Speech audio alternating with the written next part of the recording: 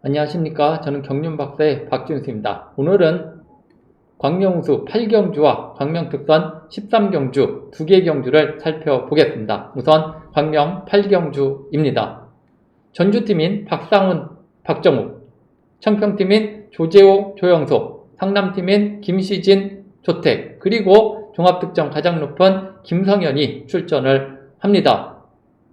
김성현만 팀 동료가 없죠. 그런데 오늘 김성현은 1번 박상훈과 호흡을 맞추지 않을까. 박상훈이 기량이 조금 뒤처지는 선배 박정욱과 뭘 해보겠다 생각하기보다는 전주, 광주 후배로서 점수가 가장 높은 김성현을 인정할 수 있겠고, 또한 김성현 뒤는 조재우가 붙을 수도 있지만 저는 7번 조택이 붙을 수도 있다고 봅니다. 초주 대략적인 줄서기를 예상해 본다면 앞서도 말씀을 드렸듯이 김성현이 특성급에서 내려온 종합득점이 가장 높은 선수이기 때문에 선행형인 박상훈을 활용할 수 있겠고, 박상훈은 지난 1호경주 때 역시 선행이 통하면서 이를 내기도 했었죠. 오늘은 선배인 박정욱의 탄력을 받아갈 수 있습니다. 그리고 제가 김성현 뒤를 차순위 득점자인 조재호로 말씀을 안 드리고 조택으로 말씀드린 것은 파워파와 비파워파의 정면 대결로 분석을 했기 때문입니다. 즉 김성현 입장에서는 물론 차순위 득점자인 조재호를 뒤에 붙이면서 안정적으로 경기를 하려고 할 수도 있지만 조재호와 조영소, 청평팀 2명만 비파워파 선수들이기 때문에 5명의 파워파 선수들은 서로 뭉치려 할 수 있겠고, 또 조재우가 마크 추입으로 성적을 내고 있죠. 사실 예전에는 선행도 곧잘 했었는데 이제는 세월의 흐름 앞에 마크 추입형으로 변한 상황이고, 그렇다고 또 기교가 아주 뛰어난 선수는 아닙니다. 그래서 김성현과 조택 사이를 적극적으로 잘라가는 운영보다는 그냥 뒤쪽에서 끌려 다닐 수 있겠고, 경우에 따라서는 기습을 감행할 수도 있지만 이 그림도 딱히 잘 나오는 것 같지는 않습니다. 그래서 저는 철저히 김성현 앞에 전주팀, 김성현 뒤에 상남팀이 위치를 하면서 청평팀이 외투리가 되는 그림을 그려보고 싶고, 또 박상훈은 역시 과감히 선행을 하겠죠. 그리고 김성현도 이런 박상훈을 철저히 몰아갈 것으로 예상됩니다. 그러면 조택도 마크력이 좋기 때문에 이런 김성현 뒤를 놓치지 않을 수 있겠고,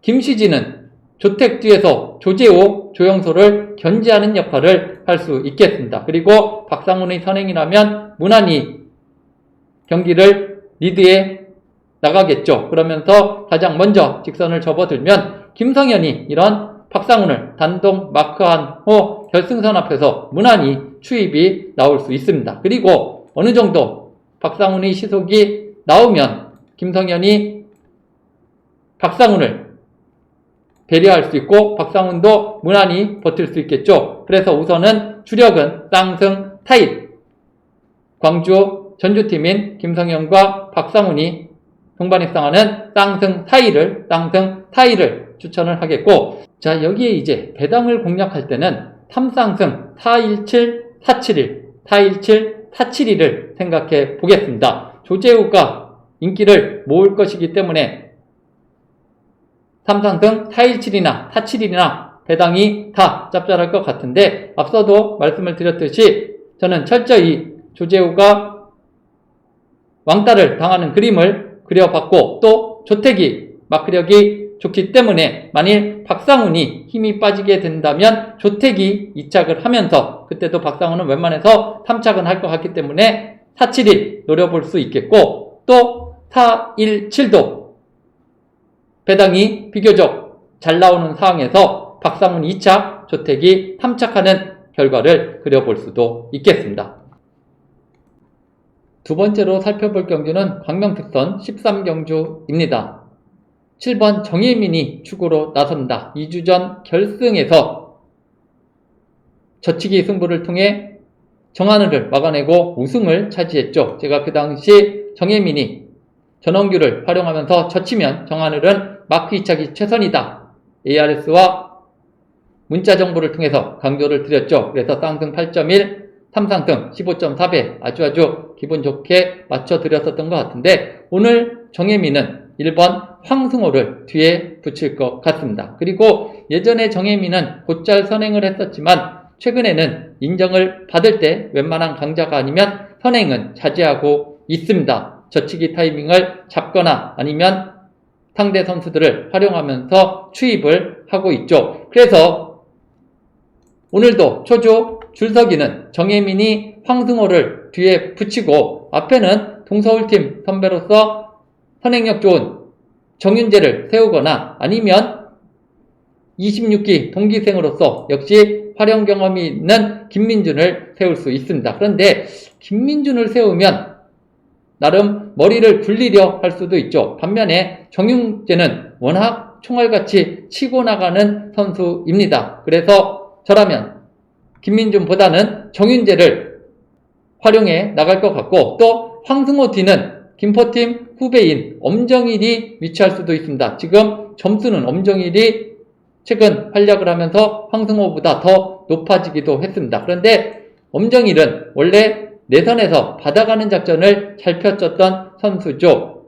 최근에는 물론 후위 마크도 잘하고는 있지만 오늘은 인근 지역 친구인 정윤재 앞에서 끌어내는 게 편하다 생각할 수도 있겠고 아무튼 황승호 뒤는 유재열, 엄정일 중에 위치를 할 수 있는데 저는 유재열로 보도록 하고 정윤재 앞서 말씀을 드린 대로 총알같이 치고 나가겠죠. 그리고 정혜민 이런 정윤재를 일단은 몰아갈 것 같고 여기에 또 황승호도 정혜민 뒤를 놓치지 않을 것 같고 유재열은 황승호 뒤에서 마크 경쟁을 할 수 있습니다. 그리고 정혜민이 젖히든 추입을 시도하든 정윤재가 버티는 것은 역부족이겠죠. 그러면서 정혜민이 비교적 짧게 가면서 그대로 우승을 차지하고 황승호도 이런 정혜민 뒤를 놓치지 않되 역전까지는 실패하는 쌍승 7일, 쌍승 7일을 강조를 하겠습니다. 쌍승 7일을 우선은 강조를 하겠고 자 여기에 이제